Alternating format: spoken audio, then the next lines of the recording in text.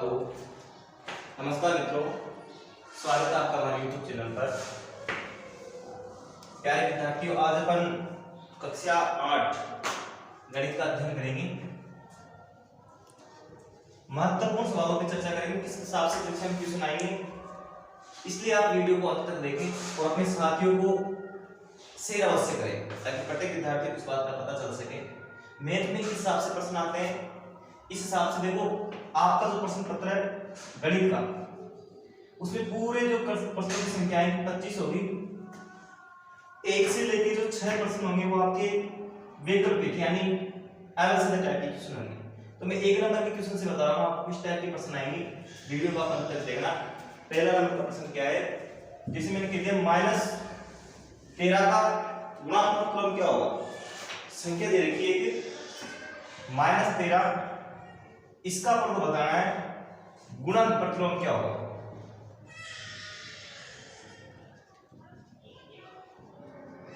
गुणनफल क्रम आ जाए तो आप भिन्न को पलट दो। एक तो योज्यफल क्रम होता है, गुणनफल क्रम होता है। योज्यफल क्रम में चिन्ह चेंज होता है और गुणनफल क्रम में आप भिन्न को बदल दो। इसमें -13 है, इसके नीचे कुछ नहीं है तो एक तो लगा सकते हैं पर, और इसका विपरीत कर दो। आप एक को ऊपर ले जाओ और -13 को यहां ले आओ, ये आपका गुणनफल क्रम है।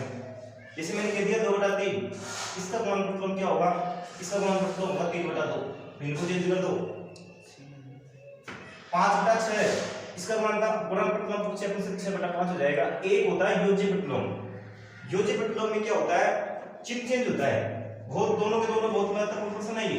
योज्यफल क्रम में होता है चिन्ह चेंज। जैसे मैंने कह दिया -3, इसका योज्यफल क्रम क्या होगा, +3 हो जाएगा। अगर 3 दे दे आपको +3 तो इसका योज्यफल क्रम क्या होगा, -3। इस बात का विशेष ध्यान रखना कि गुणनफल क्रम में आपका भिन्न चेंज होगी और योज्यफल क्रम में इसका घन बताना है आपको। संख्या 9 का घन क्या होगा। घन आ जाए तो किसी संख्या को उसी संख्या से 3 बार गुणा करना घन कहलाता है। जिसमें कहते हैं 9 का घनफल को निकालना है, 9 की घात 3 यानी 9 को 3 बार गुणा कर दो। 9 गुणा 9 करेंगे 81, 81 गुणा 9 करेंगे 729, ऐसे निकाले जाते हैं घन। जैसे मैंने कह दिया 2 का घन निकालो आप। 2 का घन का मतलब है 2 गुणा 2, 3 बार गुणा करो आप। 2 2 4, 4 2 8, इस प्रकार से घन निकाले जाते हैं। एक प्रश्न होता है आपका वर्ग निकालने का। वर्ग कैसे निकाले जाते हैं, वर्ग से 9 का वर्ग निकालना पड़ो तो 9 को 2 बार गुणा करना है। 9 की घात 2, 9 गुणा 9 81 आ जाएगा। वर्ग में 2 बार गुणा किया जाता है उसी संख्या को, और घन में 3 बार गुणा किया जाता है। इस प्रकार से बहुत महत्वपूर्ण प्रश्न है। संख्या भले चेंज हो सकती है इसमें। तीसरा नंबर का जो प्रश्न है आपका, साधारण ब्याज ज्ञात करने का सही सूत्र होगा। साधारण ब्याज कह दो चाहे सरल ब्याज कह दो, बात एक ही होती है।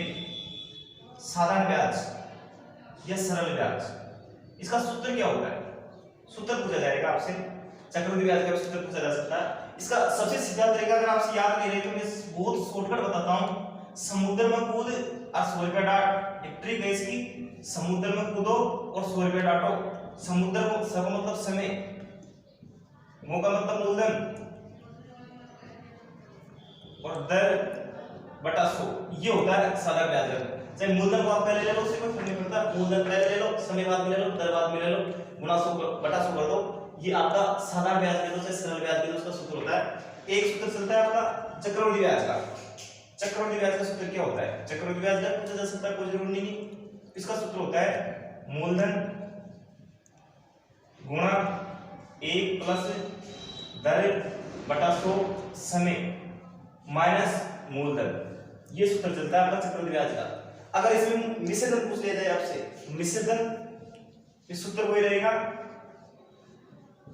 मूलधन की जगह केवल इस जगह मूलधन रह जाएगा, ये मिश्र धन का सूत्र होता है। नंबर का चौथा नंबर का जो प्रश्न है आपका, 5 किलोग्राम शक्कर का मूल्य आपको दे रखा है 240 रुपए। तो आपसे पूछा है कि 1 किलोग्राम शक्कर का मूल्य क्या होगा। भाई 5 किलो शक्कर और 240 रुपए मान लिए तो 1 किलो शक्कर का दाम आगे 240 में आप 5 का भाग लगा दो, 48 रुपए पड़ जाएगी 1 किलो शक्कर। इस प्रकार के प्रश्न आपके बोर्ड में जारी किए, इस प्रकार के प्रश्न आएंगे, भले संख्या चेंज हो जाए इसमें। 5वां नंबर का आपका प्रश्न है, निम्नलिखित में से कौन सा द्विपदीय व्यंजक है। द्विपदीय का मतलब दो पदों से द्विपदीय 4 पदों चतुर्पदी में एक पदों रेखिक, ये तो एक ही पद है तो ये तो हो ही नहीं सकता रेखिक गया। तो ई में दो पद दिख गया, एक तो आ रही हो और एक आ रही हो, तो कौन सा ऑप्शन आ जाएगा इसमें? बी ऑप्शन आ जाएगा। छठा नंबर का जो आपका प्रश्न है, चतुर्भुज के सभी अंतःकोणों के मापों का योग कितना होता है? चतुर्भुज के सभी अंतःकोणों का अगर पूछ लिया जाए आपसे चतुर्भुज का, तो आपको बताना चतुर्भुज के सभी अंतःकोणों का योग होता है 360 डिग्री। और अगर त्रिभुज का पूछ लिया जाए अंतःकोणों का योग, तो त्रिभुज का 180 डिग्री होता है। दोनों में बहुत फर्क होता है, दोनों को दोनों इंपॉर्टेंट क्वेश्चन है कि चतुर्भुज के चारों अंतःकोणों का योग कितना होता है 360, और त्रिभुज के तीनों अंतःकोणों का योग कितना होता है 180 डिग्री होता है। 7वां नंबर का प्रश्न है आपका, वह सबसे छोटी संख्या ज्ञात कीजिए जिसे संख्या 200 को गुणा करने पर पूर्ण घन प्राप्त हो जाए। यानी 200 को कौन सी संख्या से अपन गुणा करें कि पूर्ण घन बन जाए? घन नहीं है, पूर्ण घन संख्या नहीं है 200, इसको कौन सी संख्या से गुणा किया जाना चाहिए अपन को? इसका भाजन करेंगे। पहले तो 2 का भाग लगाएंगे तो 100 बार, फिर 2 का भाग लगाना तो 50, फिर 2 का भाग लगाएंगे तो 25, फिर 25 में 2 का भाग जाएगा नहीं, 5 का भाग जाएगा, 5 का भाग लगाएगा तो 5 बार, फिर 5 का भाग लगाएगा तो 1 बार। इसको इन संख्याओं को यहां पे लिख लो। अब घन में 3 का जोड़ा पड़ता है, एक जोड़ा तो बढ़ गया पूरा पूरा, और ये जोड़ा नहीं बढ़ रहा पूरा पूरा, तो मैं कौन सी संख्या से गुणा करूं तो पूरा जोड़ा बढ़ जाएगी? दो संख्या तो मेरे पास है, और अगर मैं 5 से गुणा कर दूं ये पूरा जोड़ा बढ़ेगा कि नहीं बढ़ेगा? ये पूछ रहा है अपन से कि भी कितने से गुणा किया जाए तो पूर्ण घन बन जाएगा। 5 से गुणा करेंगे, पर 5 से गुणा करेंगे तो पूर्ण घन बन जाएगी। मान लो ये संख्या 3 होती, 2 बार कितने से गुणा करते हैं अपन? 3 से। इसमें उत्तर कितने आ जाएंगे? 5 उत्तर आ जाएंगे। 8वां नंबर का प्रश्न है आपका, माइनस का 4p एवं 7pq का गुणनफल क्या होगा? गुणनफल का मतलब है गुणा, दोनों को आपस में गुणा करना अपन। माइनस का 4p को 7pq से गुणा करना, पहले तो संख्या को संख्या से गुणा कर लो, 7 को 4 से गुणा करें तो 28, माइनस का आ जाएगा, p को p से गुणा करेगा तो p स्क्वायर, और q ऐसे कैसे आ जाएगा? ये अपना आंसर। गुणनफल का मतलब गुणा होता है बस। 9वां नंबर का सवाल है, किसी समबाहुभुज के एक बहिष्कोण का मान 45 डिग्री है तो भुजाओं की संख्या ज्ञात करना। यानी बहिष्कोण का मान दे रखा है अपन को 45 डिग्री।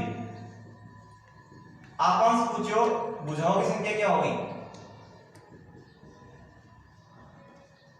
अगर आपन से बहिष्कोण का मान दे भुजाओं की संख्या पूछ ले, या भुजाओं की संख्या देकर बहिष्कोण का मान पूछ ले, 360 में भाग लगा दिया जाता है। जैसे मान लो भुजा पूछ रहे हैं से, तो कोण का मान भाग लगा दो, और कोण पूछ रहा है भुजाओं की संख्या भाग लगा दो। 45 से भाग लगाएंगे तो 360 में कितना आ जाएगा? 8। तो भुजाओं की संख्या कितनी आ गई अपनी? बहुत सीधा क्वेश्चन है ये, और हमेशा आता है परीक्षा में। हो सकता है संख्या चेंज हो जाए, भले भुजाओं की संख्या कितनी हो जाएगी? 8 आंसर। दी गई आकृति में अपन को एबीसीडी का परिमाप निकालना है। एक आकृति दे रखी है आयताकार, ए बी सी और डी। ये भुजा का मान दे रखा है 9 सेंटीमीटर, ये दे रखा है 7 सेंटीमीटर, और अपन से पूछा इसका परिमाप ज्ञात करना है। तो आयत का परिमाप निकाल